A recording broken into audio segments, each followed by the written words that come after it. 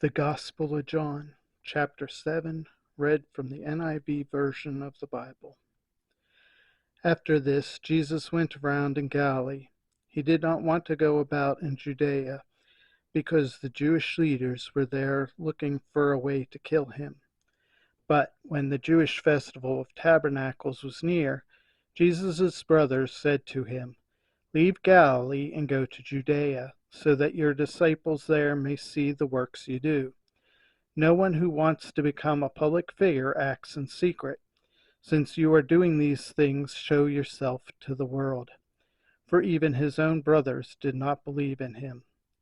Therefore Jesus told them, "My time is not yet here.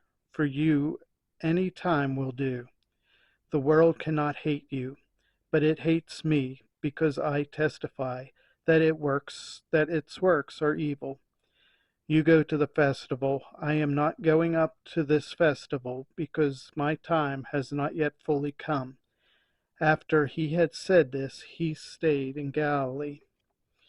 However, after his brothers had left for the festival, he went also, not publicly, but in secret.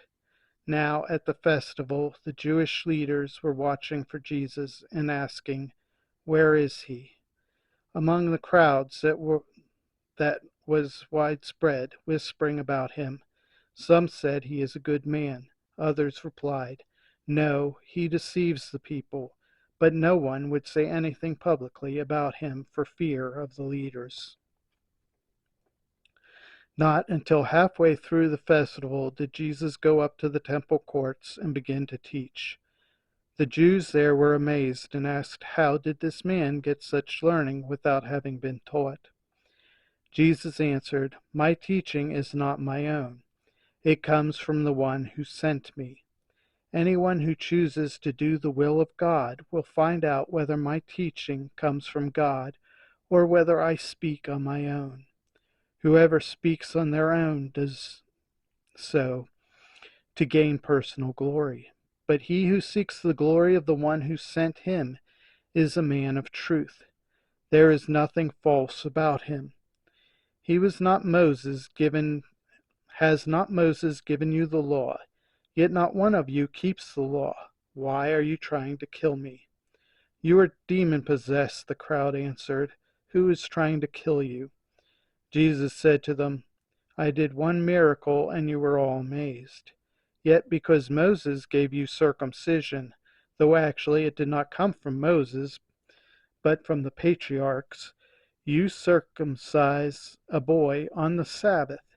Now, if a boy can be circumcised on the Sabbath, so that the law of Moses may not be broken, why are you angry with me for healing a man's whole body on the Sabbath?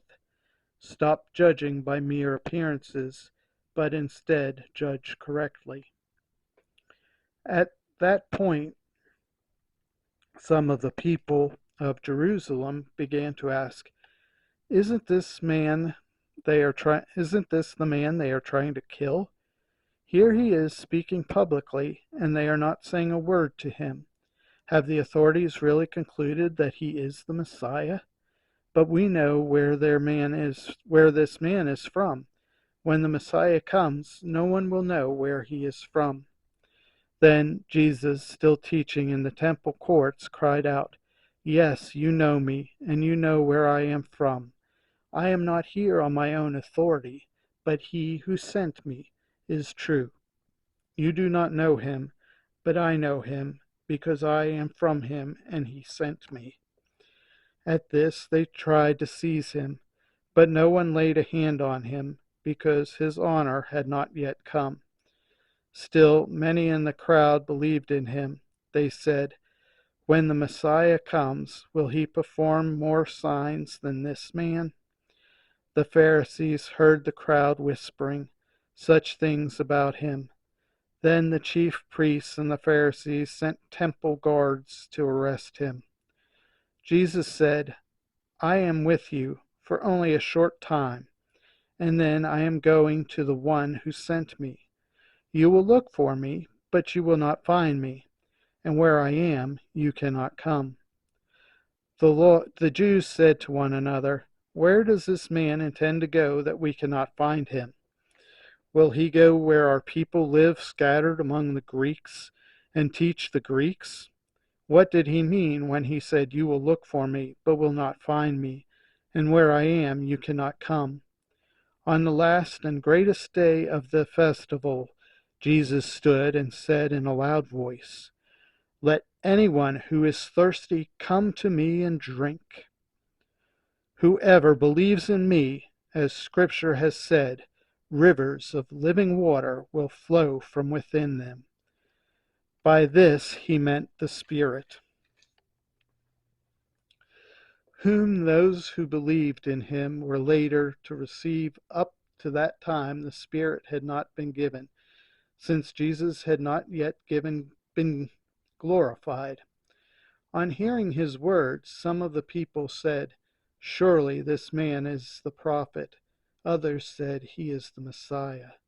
Still others asked, "How can the Messiah come from Galilee?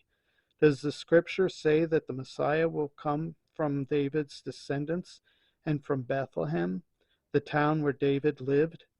Thus the people were divided because of Jesus. Some wanted to seize him, but no one laid a hand on him. Finally, the temple guards went back to the chief priests and the Pharisees, who asked them, "Why didn't you bring him in?" "No one ever spoke the way this man does," the guards replied. "You mean he has deceived you also?" the Pharisees retorted. "Have any of the rulers or of the Pharisees believed in him? No, but this mob that knows nothing of the law, there is a curse on them." Nicodemus, who had gone to Jesus earlier and who was one of their own number, asked, "Does our law condemn a man without first healing him to find out what he has been doing?" They replied, "Are you from Galilee too? Look into it, and you will find that a prophet does not come out of Galilee."